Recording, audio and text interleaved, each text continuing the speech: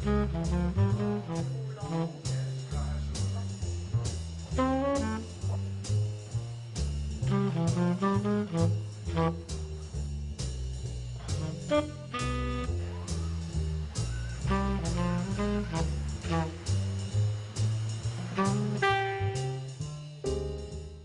and welcome to 216 The Strand.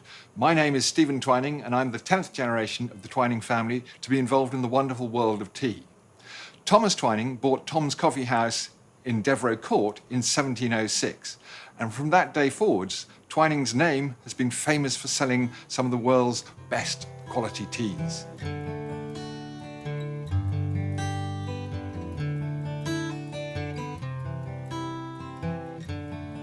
The Twining family originated from Gloucestershire, and they held the occupation of weavers and millers. Recession drove the family to London in 1684, and with them went 9-year-old Thomas Twining. In London, it seemed natural for Thomas to follow his father's profession by taking an apprenticeship with a London weaver. Attaining a trade was an essential to becoming a freeman of the City of London and was the key to any future business career. The ambitious young Thomas became a freeman in 1701 at the age of 26. By that time, he'd turned his back on the weaving and milliner trade and was earning a new trade working with a wealthy merchant handling some of the new and early shipments of tea. Thomas Twining went to learn his new trade with an East India merchant, Thomas Darthay. At the time, the East India Company were importing many new and exotic products from around the world, including tea.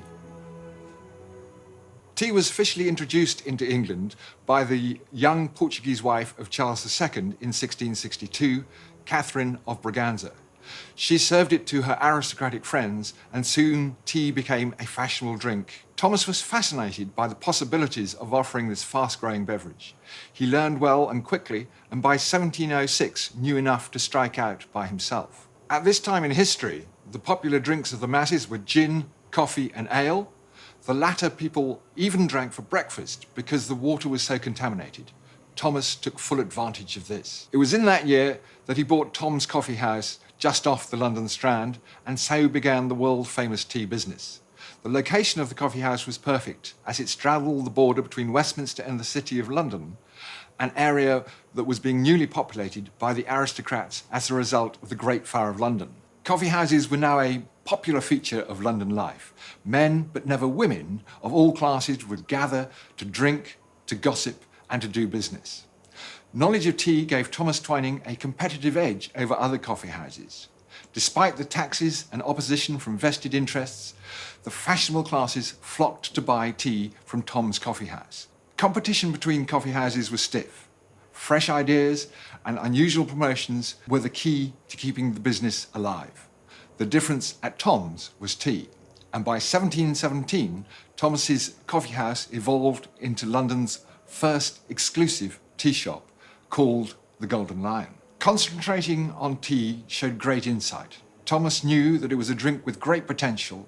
Despite efforts to repress tea drinking through ridiculous taxes, tea became increasingly fashionable during the early part of the 18th century, especially among the upper classes. Soon, Thomas Twining was selling more dry tea than wet, and was even selling it to competing coffee houses, but only the wealthy could afford to drink tea. By the time of his death, Thomas Twining was serving customers with royal connections, and his son Daniel was the first of the Twinings to export teas. His ledgers show that in 1749, Twinings was being sold to America, where the governor of Boston was a customer. With success came expansion. By 1717, Thomas had acquired 3 adjacent houses to his coffee house and converted them into the world's first dry tea and coffee shop. But in those days, there were no numberings. So today, the address is 216 The Strand, and it is the world-famous Twinings shop. Richard Twining took over from his mother in 1771. Richard's knowledge of the tea trade was supreme. At the time, when tea was high on the political agenda, his negotiating skills made him the natural choice for the chairman of the London tea dealers. As head of the tea trade, Richard had the ear of William Pitt, the Prime Minister. He argued persuasively that revenues would be greater from lower taxation, high levels only serving to encourage smuggling. Pitt listened and acted. The Commutation Act of 1784 slashed the taxes on tea and at last made tea affordable to all. This marked the beginning of tea drinking as part of everyday life and the start of the tea revolution as tea became available to the masses and no longer just the drink enjoyed by the rich and aristocracy.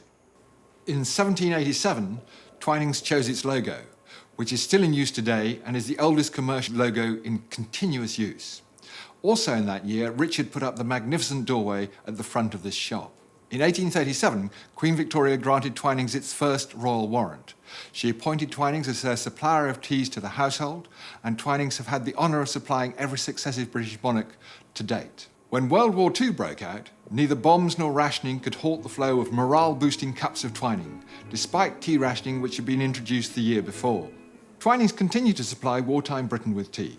Twinings produced tea for the Red Cross prisoner of war parcels and for the Women's Voluntary Service and for many WMCA wartime canteens.